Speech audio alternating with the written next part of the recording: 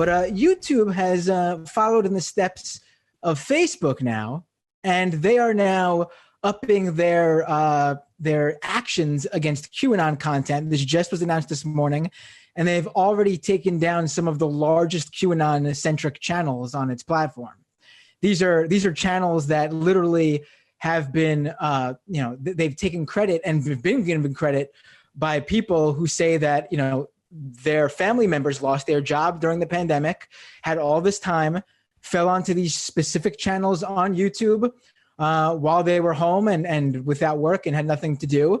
And now their minds have been basically stolen from reality by these QAnon channels. And they now believe in, JFK Jr. being alive and Donald Trump fighting all the evil in the world, like the global satanic pedophile rings run by the Democrats, and how the Hollywood elite are eating babies in order to rejuvenate their skin and their youth and their bodies. And so it's a good thing, I think, that a lot of these channels will no longer be able to spew this shit. The addendum is that YouTube is banning the content and the channels that do this if they target if their harmful conspiracy theories target specific individuals or groups.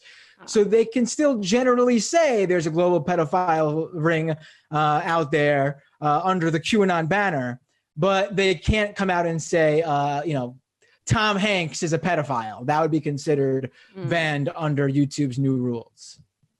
I see. So harmless conspiracy theories are still allowed to persist. So this seems less about like the cultural damage that these massive propaganda machines are doing, and more about limiting their liability for things like libel and slander. I mean, sort of. I mean, they're sort of already protected from that, Section 230. But I think they just don't want the press of one of these channels directly inspiring the next mass murderer who believes that the people they killed were secretly running a pedophile ring in the basement of MGM Studios in Hollywood or something like that. You know what I mean? I think that's more the case. Yeah, that seems reasonable enough to me. Twitter is also taking steps to restrict the flow of fake news. Am I right?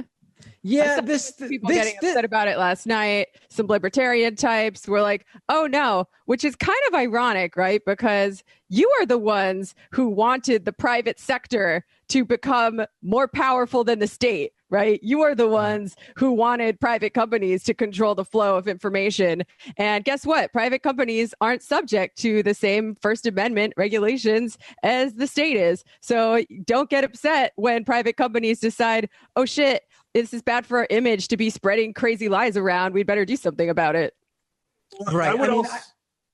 I agree. And I think the Twitter one's a little bit more complicated because they botched their response to it. Like they botched their explanation as to why they were doing this. Usually it's very simple. They take down the 1.5 hour long pandemic video that's claiming that the coronavirus was set up by, the Democrats or China. And, and that's obviously a conspiracy theory that has no basis in reality. There's nothing there. It could be debunked by professionals and journalists and medical experts right off the bat. Whereas this one with the New York Post, I think they jumped the gun a little bit. I think they should have waited for those fact checkers to do it first before they decided that they weren't going to do anything with it. Let the process you've committed yourself to play out, and let Biden deny that he had the meeting, and that's the way these things go. Instead, you turn it into this collusion with the tech things, which is exactly what Josh Hawley would have want. And then, I think Jamie's point about the public perception of this is right. There's also the motivation of they expect to get regulated, actually. And so during this whole administration, and it bugs me when leftists don't point this out and only jump on this like, oh, look at them helping Democrats, right? This entire administration, Facebook has been tweaking their system to be a little bit easy on Republicans because there's so many lies coming out from that side of the aisle that they literally can't do anything about it that wouldn't hurt the candidates themselves. So, right, they've had their finger on the scales for a lot of the time on behalf of the current administration and power structure in charge because they don't want to go in front of Hawley and Kavanaugh, and they don't like, right? I assume there's like, they're afraid of being regulated. And now that it looks like Biden is going to beat Trump, I mean, I think that's the part where it's like, are they really as protected as they feel, or are they responding as if they are being regulated and just pretending they're not? Because I think that's a kind of ambiguous situation that isn't helpful for free speech at all. I think that's a great point. I think that's exactly what's going on. Obviously, I think more in the forefront, like just for what they want to show is that they're doing this stuff.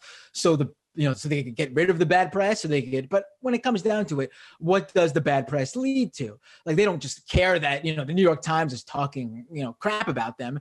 They care about actually something coming from that. And like you said, that's what they're looking towards right now. That there's going to be some sort of regulatory body that looks at them and throws new rules their way, new regulations their way. That's a great point. Absolutely.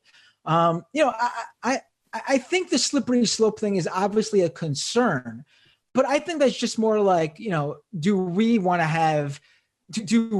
to be steeped in our own ideals? Like, personally, like, I don't think the slippery slope thing is, if we do this to the right, oh no, they're going to do this to the left next. We've already seen these companies don't care about that. I mean, it's not like if we fought for Alex Jones not to be banned from YouTube, it's not like YouTube would have been like, okay, we're going to be more open to any sort of leftist things that we decide are, that has no effect on it. It really, in fact, if anything, we need to put the pressure on the way the right is doing and force their hand like the right's doing. The right, like you said too, has free reign pretty much to do so much, especially in terms of who's spreading the misinformation.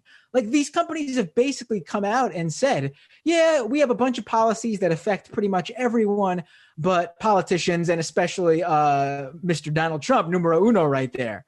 Like, they have policies that basically carve out exceptions for him. It's ridiculous. Yeah. I mean, it's time for these companies to act like they're media companies, right? Because I don't know if people even realize this, but part of the reason why, the fourth estate, the written word, the media biz is dying is because all of the ad money is going to Facebook and Google, and lots of people, crazy high percentage. I used to work in this field, so I had the statistics at some point, and I'm sure it's gotten worse since then because that was a few years ago. Most people get their news from Facebook, looking at their feed and clicking on stuff. And sometimes you click a link and you're still the story you're reading, it's still on Facebook. It's hosted on Facebook, but they have some kind of deal where the media company still gets to count it as a click, but like they probably have to pay Facebook in some like ransom-y scenario. So it is a cop-out for these companies to say we're just neutral platforms when they are controlling the flow of information much in the way that the media used to do. Right. And like, I don't think they're doing it for the good of society, like we were just talking about. I think they're obviously doing it for themselves, but any kind, like, I don't think we have to apply the same principles equally to the right and the left because they don't do it for us. Absolutely not. So anything that helps beat back the threat of the far right, I'm fine with.